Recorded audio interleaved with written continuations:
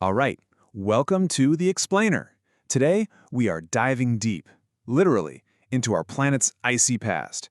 We're going to uncover some incredible secrets buried at the very bottom of the world. So let's just jump right in with a pretty wild question. Are we living in an ice age right now? I mean, what if that whole world of woolly mammoths and giant glaciers, what if it never really ended? Believe it or not, the answer is yeah. Technically, we are. We're living in an ice age right now.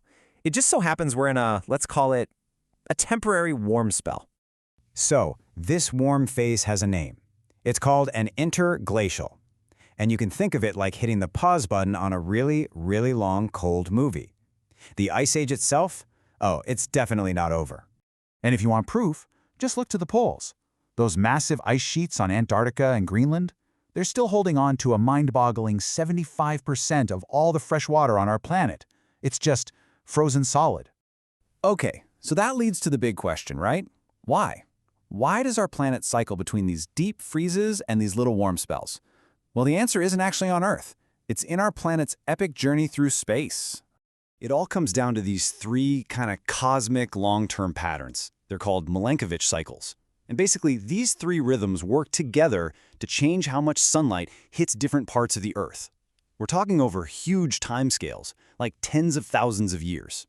So you've got the shape of our orbit stretching out from a circle to more of an oval. You've got our planet's tilt shifting back and forth, and then our whole axis wobbles, kind of like a spinning top that's starting to slow down. When you put all those things together, they create the perfect storm, or perfect freeze, for ice sheets to either grow or melt away.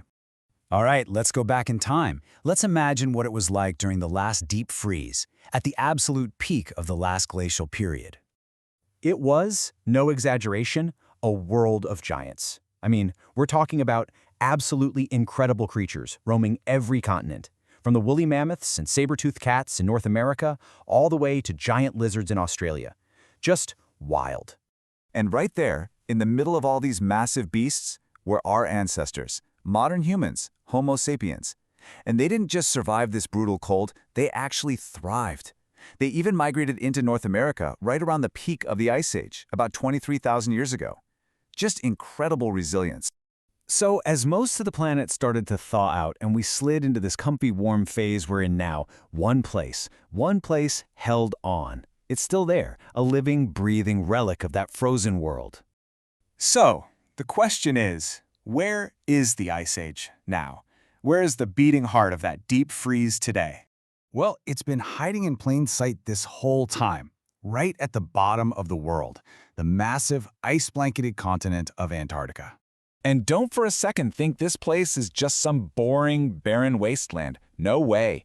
It's a land of absolutely astonishing, and sometimes just plain bizarre, secrets. And they're all buried under miles of solid ice. I mean, the scale of what happens here is just hard to wrap your head around. For example, there's this recurring hole that opens up in the sea ice. Scientists call it Apollonia, and it can grow to be the size of Switzerland.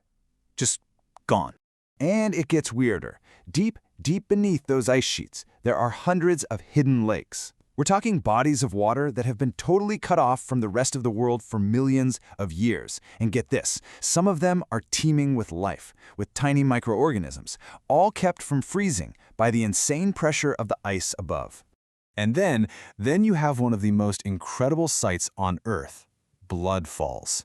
And yeah, it looks exactly like its name. It's not actually blood, of course. It's super ancient water, totally packed with iron, that's been trapped for eons. The moment it finally spills out and hits the air for the very first time, the iron rusts instantly, and it stains the glacier this deep, shocking, blood-red color. Okay, but what about a hidden mountain range? Yep, there's a massive billion-year-old range called the Gambert-Sev Mountains down there. Some of its peaks are a third as high as Mount Everest, and the whole thing is completely buried, perfectly preserved under thousands and thousands of feet of ice. It's like a ghost mountain range. And the life in the freezing ocean around Antarctica? Oh, it gets truly, truly weird. You've got fish that are practically see-through because they have antifreeze for blood instead of red blood cells. You've got giant sea spiders the size of a dinner plate. And yeah, of course, colossal squid lurking down in the dark. And here's the biggest twist of all. It's so hard to even picture it, but this frozen continent, this polar desert, it was once warm and lush. Scientists have found the fossils to prove it. We're talking rainforests, tropical trees, and yes, even dinosaurs once called Antarctica home. But maybe the most haunting discovery, the most unforgettable one, isn't something you can see at all. It's something you have to hear. So, scientists put out these super sensitive seismic sensors, and they discovered something incredible. The largest ice shelf on the continent, the Ross Ice Shelf, is constantly, well, it's singing. It's this deep, humming sound, and it's caused by the wind blowing over these huge snow dunes on the surface, creating tiny vibrations that travel deep, deep down into the ice. And this eerie, kind of mournful song isn't just a cool fact. It actually matters. Because the tune changes. Its pitch and frequency shift when there are storms, or when the ice starts to melt. So it's basically acting like a natural, real-time, early warning system for the health of the entire ice shelf. So, from a cosmic wobble that can plunge the entire globe into a deep freeze, to a whole continent that literally sings, our planet's history is just packed with these incredible wonders.